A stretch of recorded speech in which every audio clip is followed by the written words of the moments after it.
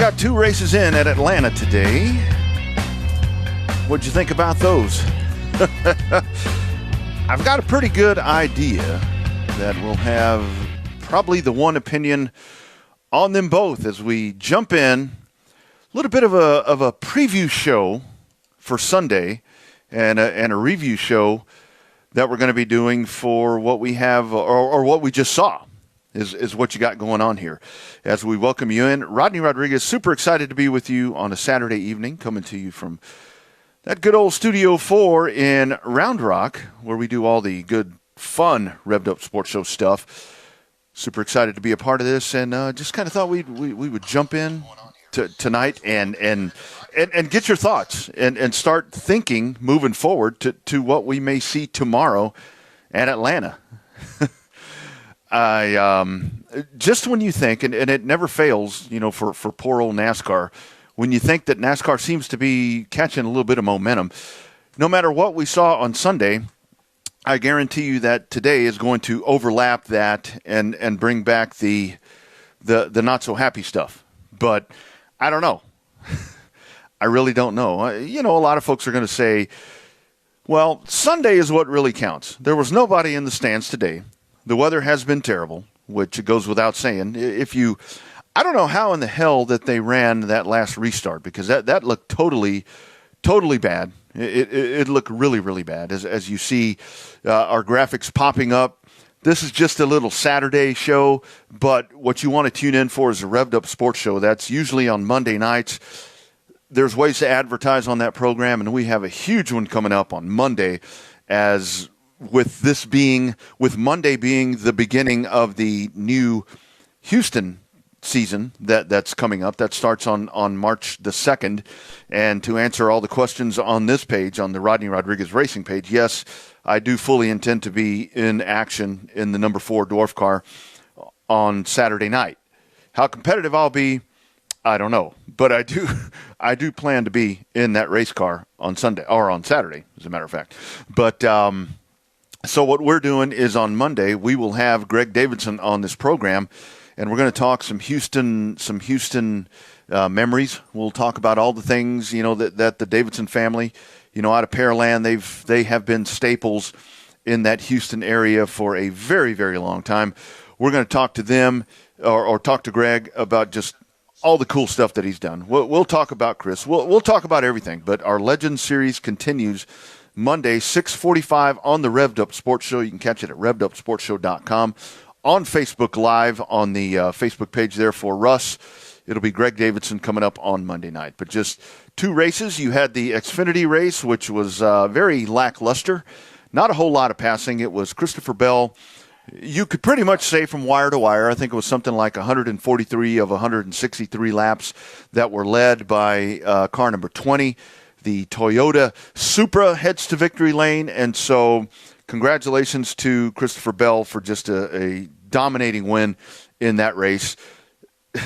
Not a lot of drama, none at all. The only time he lost that lead was whether it be with pit stuff or whatever may have been the case there. But that was good old-fashioned ass whooping that was put on. And, so that was that.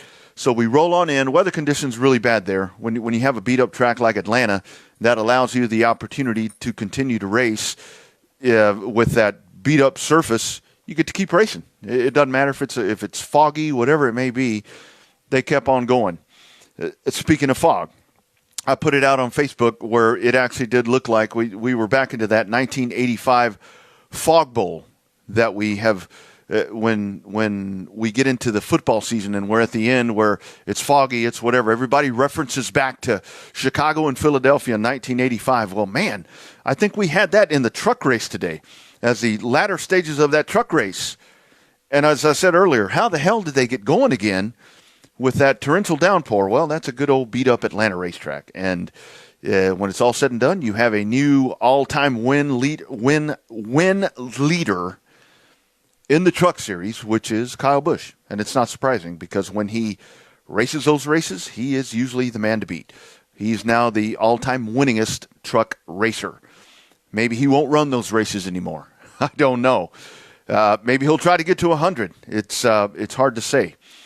But Goes without saying. Superb performance there as he outruns his partner out there on the outside, Harrison Burton. What a great young talent he is. A second-generation driver there, of course, the son of Jeff Burton. And just a great job. Just a totally great job by Burton as he runs it to the stripe. And, you know, it's hard to, when you're racing with the boss man, it's pretty tough. But congratulations to Harrison Burton for a really good run. And that continues. But let's take a look at tomorrow. This is just a really quick hit. This is just a real quick, honestly, what this is. There's nobody else watching except my partner in crime, Bobby Chaffee there. We're testing some new software here. This is really working with this Facebook thing, trying to run audio streaming at the same time. But let's preview Atlanta tomorrow. Eric Almirola will be on the pole. You can pretty much expect that this is going to be the Fords dominating this event. The Fords are going to be the best cars, and Clint Boyer is going to bring them, Almirola. Clint Boyer has been the fastest guy all weekend.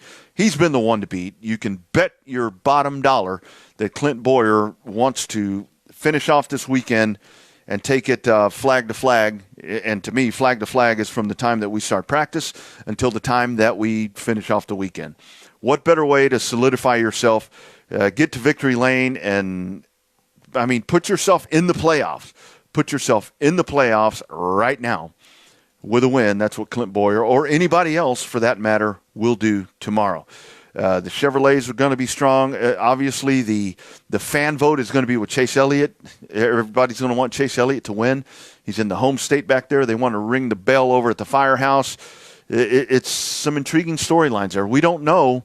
We don't really know. We've watched them in qualifying. We've watched them in practice. We don't know what this new rules package is actually going to bring us when we're in competition with 40 cars on the racetrack. We find that out tomorrow when we actually get to see them dueling on the track. Totally different conditions from today. The forecast for tomorrow there at Atlanta Motor Speedway is supposed to be much better than we saw today. So hopefully that all pans out.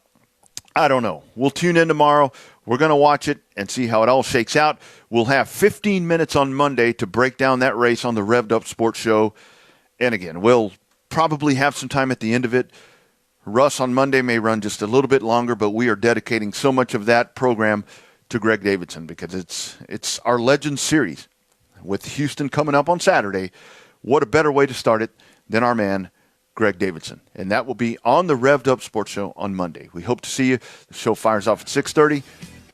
Greg Davidson, 6:45. Thanks so much for checking in with this. If you catch it after the fact, breaking down Atlanta and Greg Davidson coming up. Have a great Atlanta race day, everybody. Enjoy your Sunday.